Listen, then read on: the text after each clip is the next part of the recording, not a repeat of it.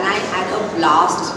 Say for example, when I was writing about the great dictator, now he stands for everything that is the most hateful thing in the world.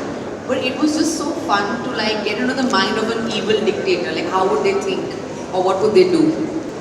But I feel that you have been partial to the female characters. You flesh them out beautifully. Each one stands out. Whether it's Khairul or even Sultana, who comes for a very brief time. Bibi, and so many others.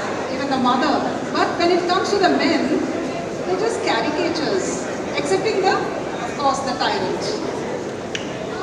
I don't know, I think that's unfair. Well, I mean, having said that, I mean, this is a female gaze in the world. You know, superheroes are always classically, traditionally, mostly men. And yeah, this is a female gaze and unapologetically so. I think for far too long we've played like, I don't know, footnotes in male stories. So if some few female characters are shining more than the male, then it shouldn't be such an unfair thing. Great. Yeah.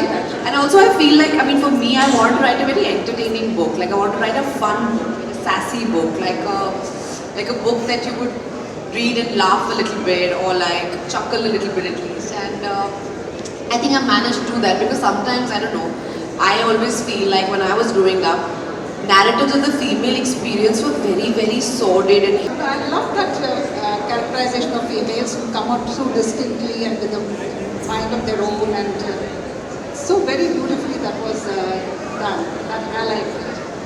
But I also found that you show Zeva as an evolving character, you know, from a privileged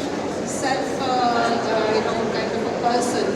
She starts understanding a lot more because of the circumstances that changed her, and she actually shuns female company earlier, or maybe she did not, but generally she was more of a loner, and then she starts understanding the camaraderie of women. Now why is it a lot of us understand the camaraderie of women a bit later in age? That's a great question actually. That's a really good question, and I think you're absolutely bang on right.